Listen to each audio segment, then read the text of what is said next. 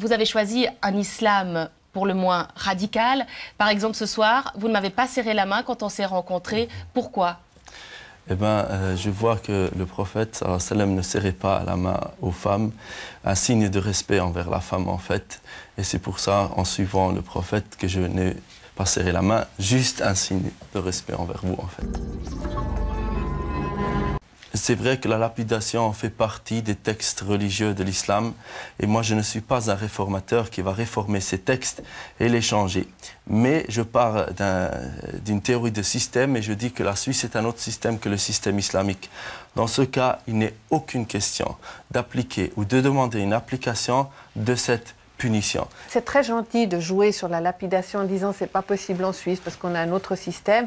Je dirais à un moment donné, vous faites cohabiter ces notions et vous jouez sur la notion de droit religieux et de droit réel ou de droit civil. Et en définitive, votre arrière-pensée, elle est tout à fait claire. Si vous en aviez la possibilité, vous le feriez. Ben, je viens de dire justement que même si vous donniez la possibilité, on sera contre. Monsieur Blanchot, vous répondez que vous avez une barbe parce que le prophète veut avoir une barbe, que vous ne serrez pas la main des femmes, parce que le prophète ne serait pas la main des femmes, et puis que vous ne pouvez pas réformer le texte. Ça, c'est le problème. Un homosexuel, il y a une certaine valeur. Un catholique orthodoxe, il a une autre valeur. On ne demande pas aux deux, de se mettre d'accord sur des valeurs qui ne sont pas les mêmes. On ne peut pas être des deux côtés du trottoir. On ne peut pas dire, moi, ma religion m'impose des choses qui commencent à aller en contradiction avec certains principes que nous appliquons ici. Je demande que l'islam soit praticable en Suisse, ça pose un problème. Est-ce qu'une enseignante, les cheveux, ça atteint la connaissance des enfants? Est-ce que ces cheveux, qu'elle les lave avec tel ou tel shampoing, ça atteint la connaissance des enfants? Est-ce que...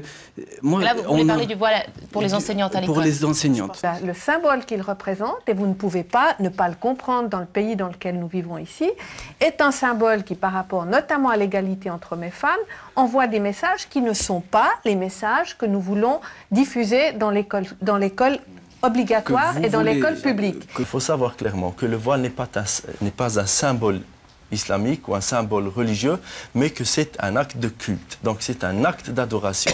Et là, on rentre... Ça n'est pas obligatoire. Non, c'est un acte de culte. Donc pour la femme, le port de voile, c'est une obligation de culte. Et on ne pratique pas de culte à l'école laïque. Pour des madames comme vous, c'est un problème d'avoir un foulard pour enseigner. Pourtant, ce foulard n'enlève pas mes capacités mentales. Hein. Je trouve ça totalement exagéré si on veut commencer à interdire des foulards ou le voile islamique dans les écoles pour les filles. Alors là, je vous dis clairement que c'est un culte, un acte de culte, c'est une liberté de choix et puis ça doit être sauvegardé, ce droit. J'ai fait toute ma scolarité sans foulard. J'avais des amis avec des foulards et je ne vois pas en quoi ce tissu vous dérange. On a autorisé les élèves avec les foulards et on l'a fait pour l'ensemble des cantons. On avait établi des règles, donc je ne vais pas me laisser entraîner dans cette discussion-là pour les élèves. On a toujours dit la même chose, ils peuvent porter un foulard, mais il n'y a pas de dispense pour rien du tout. Et contrairement à la France, on n'accepte en aucune manière que quelqu'un puisse prétendre ne pas suivre tel ou tel cours. Mais il faut savoir qu'en France, il y a des parents qui contestent, par exemple, qu'on puisse enseigner l'histoire de l'art sous prétexte qu'il y a des notions chrétiennes dans certains tableaux. Mais je suis triste parce que M. Blanchot est en train de réduire l'islam à un simple habit et un simple comportement, le fait de serrer la main ou pas. L'islam, il est loin d'être un simple comportement ou une conduite ou un seul habit. Il y a des gens, ils ont peur de ça. Mais si on a peur de rien. Mais oui, mais moi j'ai peur de rien. Mais vous avez peur de... Mais allez à l'encontre de jeunes femmes qui ont la burqa ou le niqab ou qui ont le voile intégral. Si le voile intégral était vraiment ce qu'on dit ou ce qu'on essaye de nous faire croire qu'il est, il n'y aurait pas de problème. Mais comment vous expliquez que ces dernières décennies, tout d'un coup, on voit fleurir à gauche à droite des femmes qui sont habillées de la tête aux pieds en voile intégral?